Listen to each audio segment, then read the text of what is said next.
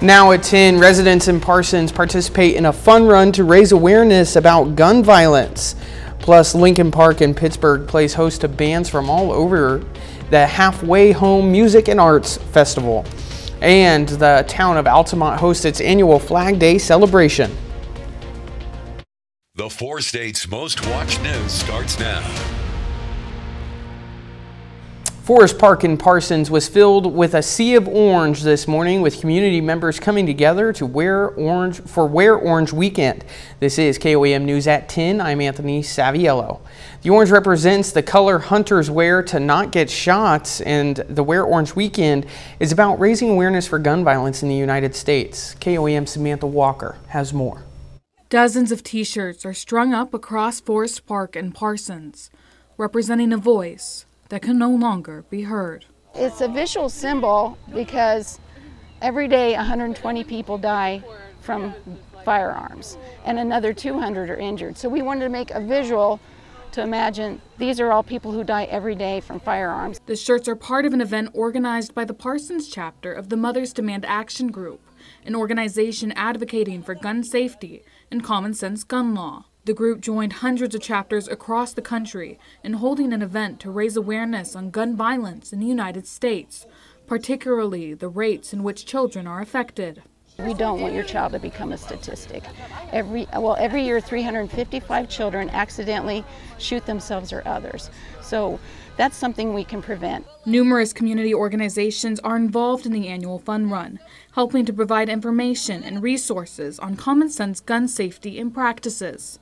Local law enforcement agencies are also present, giving out free gun locks, hoping to limit access to firearms for children and others. When you have to pick up a gun and open up the lock, you have to actually think about what you're doing, and it gives you a moment to stop and think about those types of things. Many attendees and volunteers at the event have a personal connection to someone impacted by gun violence. For many parents at the fun run, the thought of children being at risk hits close to home. When I was in school, the drills that we had were fire drills, tornado drills, but my children went to school with active shooter drills their whole time, and that's not right. We, in America, our children shouldn't be killed by guns. This is the #1 killer. It should be some other accident, something that we can't control, not gun violence. For organizers and volunteers, they say the event will be a success if even one person goes home to be a little bit safer. We're not trying to take anyone's guns away. I grew up, my dad was an avid hunter, my husband's a hunter. That stuff, that's not what we're about. But just keeping them locked up, keeping them safe. It's about protecting people and just helping people with resources to make good decisions about their guns. Reporting in Parsons, Samantha Walker, KOAM News. The event held a fundraising drive for Safe House Crisis Center, an organization that assists people experiencing domestic violence, sexual assault, and stalking. Organizers say individuals going through those types of crisis are more likely to be impacted by gun violence. Meteorologist Lindsay Gaffney joins us with a first look at our weather. Well, we do have storms moving in tonight, although right now just cloudy out in Joplin. 82, we've got south breeze, about 6 to 10 miles per hour. Now you can see temperatures are starting to drop down to the upper 70s, 78 in Lamar, 78 in Lambda as well, 83 still in Parsons and Independence. But you can see those winds are already starting to shift, and we've got those storms firing up right along that boundary. So we've got a southerly breeze all the way up to about Joplin, and then more of a northeasterly breeze from Pittsburgh. So we've got those winds shifting along that boundary, and we do have some storms rolling in. Still a level 2 out of 5 threat for severe weather. We did have a severe thunderstorm warning issued for this supercell that passed just north of Joplin, although it has expired. And as that continues, it's really collecting. So we've got a cluster of storms, not really isolated anymore. So severe threats diminished slightly. We do still have a severe thunderstorm watch until about 1 a.m. And more storms are going to develop as we move into the overnight hours. So stay weather aware tonight, and I'll have more details in just a bit. All right, thanks, Lindsay. A two-vehicle crash on Rangeline sends 2 people to the hospital. The crash occurred about 3 o'clock at 17th and South Rangeline. Numerous witnesses tell us the driver of the SUV was ejected on impact. The car involved went over curbs and through landscaping, coming to a stop in the U.S. Cellular parking lot on the northwest corner. Joplin police say the two transported to the hospital suffered non-life-threatening injuries. Authorities are still investigating what happened. The city of Altamont held its annual Flag Day celebration. The all-day celebration included some usual staples such as turtle races and a water balloon toss, as well as some new events like a quilt show and an esports tournament. A $500 medallion hunt was also held during the week leading up to the event. Citizens in Pittsburgh had the opportunity to enjoy live music in Lincoln Park today at the Halfway Home Music and Arts Festival. Attendees could enjoy music from 7 bands across 6 genres, including hard rock, country, Americana, and more. Proceeds from today's event go to revitalizing the J.J. Richards band shell. So each event we have, they're culturally based. So we put our nonprofit back into cultural opportunities within the community it's directed by. In Pittsburgh, I'm on the Parks and Recreation Board, and I've decided that we should repair the band domes. Future festivals are planned for Fort Scott and Parsons. Coming up, the latest consumer news in tonight's Eye on Consumer. Plus, Robert Plant and Allison Krauss are back on tour. We'll have the details. The hot temperatures could make your utility bill skyrocket. Christine Lazar has more in today's Eye on Consumer. Staying cool this summer will likely be more expensive. The National Weather Service predicts much of the country will experience above average temperatures over the next 3 months. 2 energy groups believe the heat and growing utility costs will cause electric bills to jump almost 8% nationwide. Walmart says its hourly employees could earn bonuses of up to $1,000 per year. The bonus amount is tied to a worker's store performance and the number of years they've been with the company. About 700,000 employees will be eligible. And many Americans are frustrated with the rise of the tipping culture. A new survey from Bankrate shows that nearly 3 in 5 people have at least one negative view of tipping.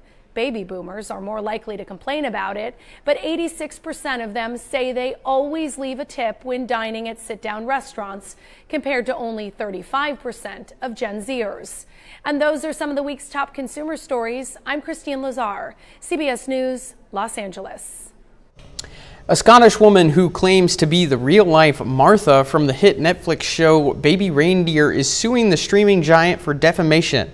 Fiona Harvey filed a lawsuit in a California court Thursday. Harvey is seeking at least $170 million in damages.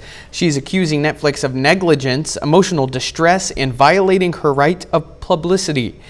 She says the streaming giant failed to fact-check the claims made in the show. The show intentionally did not name Harvey, but she claims that Netflix made it possible for internet sleuths to find her easily. A concert tour from Robert Plant and Allison Krauss is among this weekend's music news, which Rick Damigella has for us in this Hollywood Minute.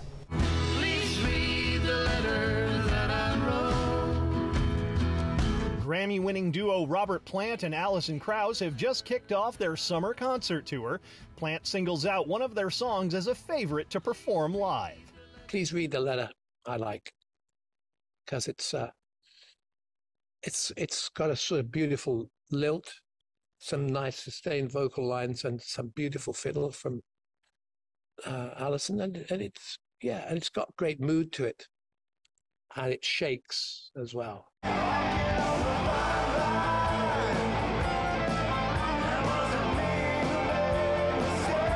Classic rockers Molly Hatchet are also on the concert trail, with dates in the month of June in Texas, Ohio, and New Jersey. Walking around you, I wanna surround you, but I can't get close enough. Crowded House are touring the UK in June, with dates set to bring their Gravity Stairs tour to the US in August and September. We're doing some lovely venues, and given that it's still late summer, we'll be able to play outdoors in a number of places, so we're really enjoying the prospect of that. The band will be super hot by then. We'll have done quite a few shows And all the new songs sort of integrated themselves into the set. In Hollywood, I'm Rick Damagella. Local officials in New York file lawsuit against Bark Air. The lawsuit against the airline, geared solely towards dogs, claims that the company violates airport usage restrictions in Westchester County. Officials allege the airline is operating out of the private jet area, going against the county law. Bark Air uses a Gulfstream Aerospace GV jet, which holds 14 seats. Westchester County officials are seeking an injunction against the airline in order to prohibit it from operating in the private jet area. A little later, a man is trying to unlock the truth behind whether or not our four-legged friends can talk. And we have storms continuing into the area. Stay with us and I'll have more details right after this. Well, we've got some storms moving into the area. Let's go ahead and take a look outside at Indigo Sky Casino and Resort. It's a little dark out there, you can't really tell, but it's mostly pretty cloudy. We've got storms rolling in. So far, a few have already passed by the area. We are also in a flood watch, not to mention a severe thunderstorm watch until about 1 a.m. for all our counties in Missouri and along our Kansas-Missouri border, those counties as well. So we've had a few storms already fire up. One severe thunderstorm warning now expired, but it did pass by just in Barton County and Jasper County. Now, most of those storms are going to shift off to the east. We have a little bit of a lull before the next round of storms starts to move in. You can see those are still west of Wichita. We've got a boundary moving through the area, so in the next few hours, storms are going to fire up along that boundary, just moving straight through our area, and then more storms continue until early morning hours on Sunday. So we've got some threats for flooding, not to mention our other threats related to these storms. We've got a level 2 out of 5 risk for severe storms today, elevated risk for most of our counties unless you're in Arkansas or just south of us. Those continue into tomorrow, but only a low risk for severe storms tomorrow, and then no risk for severe storms on Monday. Now, we've got a low risk for tornadoes. There is a possibility, there's always a possibility when severe weather comes up that we could see a tornado spin up, although as of right now, all the parameters are not lining up to really generate a tornado. Still, it's possible. We're not going to rule it out, but main threat that we're looking at is hail and winds, wind gusts up to about 60 to 65 miles per hour, and hail getting up to about quarter size to $half size. So damaging hail, damaging winds, not to mention flood risks with all of the rain that's coming in. So these are going to start off after midnight. We've got that risk goes up from 20% to 60%. 2 a.m. until about 10 a.m. We've got 60% chance of rain and storms. As we get a little bit later into about 4 to 5 a.m., those mostly just go to a flood risk rather than hail and wind gust risk. Those are going to continue until the early afternoon hours, and then chances drop off as we move into the afternoon. So let's go ahead and take a look at our future tracks. It's about 1 a.m. We've got those storms forming along the boundary. Those are going to continue in. You can start to see them really fire up, get a little bit later, about 2:30 in the morning. Those are going to continue into the area, start to dissipate, but we do see 1 or 2 really form as they move through our area. So 6:30, Parsons getting a nice strong thunderstorm, and that'll continue through the Joplin Metro. Mostly a wind threat, damaging wind gusts, and then we do start to see those start to taper off. After that, temperatures drop from the 80s and 90s that we've been seeing down to the mid 70s. We still have a few more days of rain in the forecast, but as of right now, no severe threat. We might be getting close to severe weather season being done for. I'm looking forward to that. Yeah, me too. It's been a long season. Welcome to the 4 states. Yeah, exactly. That's what I've been getting when I just moved here. Yeah. Thanks, Lindsay. A Mexico City zoo helps animals seek relief from the heat with a special treat. The zoo is helping its lions cool down with a frozen meat popsicle and a vegetarian option for its monkeys. Temperatures in Mexico have been unusually high. Further north of the zoo, another animal park is having to set up air-conditioned rooms for its birds of prey. Coming up in sports, women's basketball star Caitlin Clark is left off the Team USA roster. Plus, the Joplin Outlaws look to stay perfect at home. Brock Baldridge has the highlights coming up.